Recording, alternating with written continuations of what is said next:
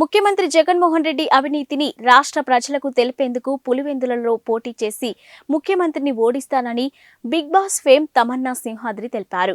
ఇక జనసేన అధినేత పవన్ కళ్యాణ్ అవకాశమిస్తే పులివెందులలో పోటీ చేసి ముఖ్యమంత్రిపైనే పోటీ చేస్తానని, లేని పక్షంలో ఇండిపెండెంట్ గా ఆయన పోటీకి సిద్ధమన్నారు. ఆంధ్రప్రదేశ్ స్టేట్ బ్యూరో అజయ్తో ఫేస్ టు ఫేస్ లో ఈ విధంగా తెలిపారు. ఓకే, ప్రస్తుతం రాజకీయ పరిస్థితి విజయవాడ వాడివేడిగా కొనసాగుతూ ఉంది. ఈ నేపథ్యంలో వచ్చే ఎన్నికల్లో పోటీకి అభ్యర్థులు ఖరారు చేస్తున్న నేపథ్యంలో కొత్తగా ఇండిపెండెంట్గా కూడా పోటీ చేసేందుకు అభ్యర్థులు అయితే రెడీ అవుతూ ఉన్నారు. ఈ నేపథ్యంలో మన విజయవాడ కాన్స్టిట్యున్సీకి సంబంధించి ఇండిపెండెంట్గా పోటీ చేసేందుకు కూడా సిద్ధమని చెప్పేసి అని తమన్నా సింహాద్రి చెప్పుకొచ్చారు. అయితే ముఖ్యంగా చెప్పాలంటే గతంలో కూడా పోయిన ఎన్నికల్లో అటు మంగళగిరి నియోజకవర్గంలో పోటీ చేసిన సందర్భం కూడా ఉంది. ఈ నేపథ్యం మళ్ళీ విజయవాడకి సీట్ ఇస్తే కనుక పోటీ చేయడానికి సిద్ధమంటున్నారు. అది ఏ పార్టీ తరఫున పోటీ చేయడానికి సిద్ధంగా ఉన్నారనేది తమన్నా సింహాద్రి అడిగి తెలుసుకుందాం. చెప్పండి, మీరు గతంలో కూడా మంగళగిరి నియోజకవర్గంలో అటు నారా లోకేష్ ప్లస్ రామకృష్ణారెడ్డి గారు చేసి ఓడిపోయిన సందర్భం కూడా ఉంది. మళ్ళీ మీరు మళ్ళీ వచ్చారు. ఎలా గెలుపు ఓటమిలా అని ఆలోచించకుండా ప్రజల కోసం నేను ముందుకొచ్చాను. ప్రజాసేవ చేయాలంటే ఈ పాలిటిక్స్ అనేది మంచి ప్లాట్ఫామ్. అందుకని నేను పొలిటికల్ కెరియర్ స్టార్ట్ చేయడం జరిగింది, రాజకీయంగా ముందుకు రావడం జరిగింది. సో లాస్ట్ టైం పోటీ చేశాను మహా ప్రముఖుల మధ్య. ఆ టైంలో చంద్రబాబు గారు ముఖ్యమంత్రిగా ఉన్న టైంలో వాళ్ళ అబ్బాయి నారా లోకేష్, మన ఆర్కే గారు మధ్య నేను పోటీ చేయడం జరిగింది మంగళగిరి కాన్స్టిట్యున్సీలో. ఈసారి కూడా నేను మళ్ళీ ఎమ్మెల్యే పోటీ చేయడానికి మీ ముందుకు వస్తున్నాను మన అసెంబ్లీకి. అది ఏ పార్టీ అనేది మీ అందరికీ తెలుసు, జనసేన పార్టీకి. నేను లాస్ట్ టైము పోయినసారి ట్రై చేశాను, ఇప్పుడు ట్రై చేస్తున్నాను. జనసేన వాళ్ళు నన్ను గుర్తించి నాకు ఎమ్మెల్యే టికెట్ ఇస్తారని నేను ఎదురు చూస్తున్నాను. జనసేన పార్టీ పవన్ కళ్యాణ్ గారు నాకు పిలుపునిచ్చి టికెట్ ఇస్తారని ఆశిస్తూ ముందుకు వస్తున్నాను. అంటే మాకు తెలిసిన సందర్భం ఏంటంటే ఇప్పుడు మీరు జనసేన టికెట్ ఇవ్వకపోయినా కానీ ఇండిపెండెంట్ గా కూడా పోటీ చేసే అవకాశం ఉందని చెప్పేసి అని గట్టిగా ప్రజలు నాంతా ఉంది. దీని మీద మీరేమంటారండి? అదేం లేదండి, ప్రజల్లోకి వెళ్ళటానికి మనకు ఒక పార్టీనే అవసరం లేదు. మనం స్వతంత్ర అభ్యర్థిగా కూడా పోటీ చేసి ప్రజల్లోకి వెళ్ళే హక్కు మనకుంది. కాబట్టి నేను మ్యాక్సిమం నేను ట్రై చేస్తున్నాను పార్టీ టికెట్ కోసం. పార్టీ టికెట్ రాకపోయినా సరే నేను స్వతంత్ర అభ్యర్థిగానే ముందుకైనా వెళ్ళి నేను ప్రజల్లోకి వెళ్తాను.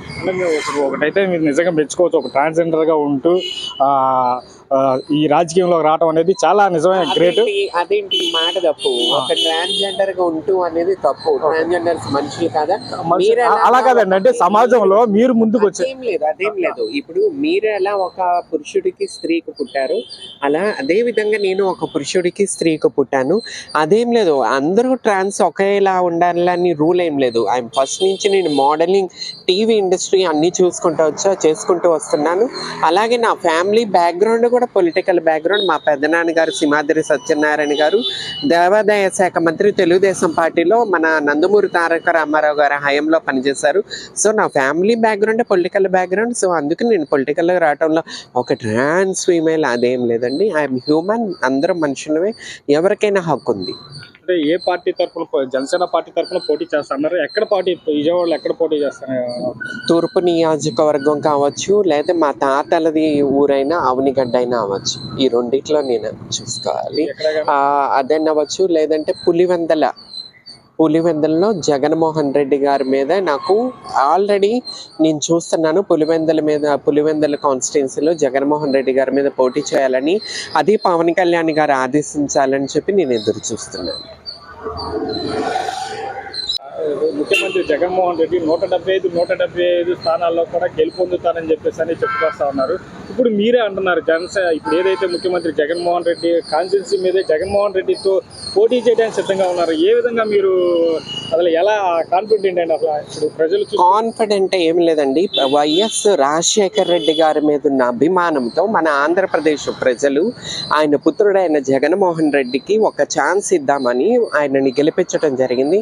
కానీ ఆయన గెలిపించిన కాడి నుంచి మన ఆంధ్రప్రదేశ్ పరిస్థితి ఎంత దుస్థితికి దిగజారిందో మనకు అర్థమవుతుంది.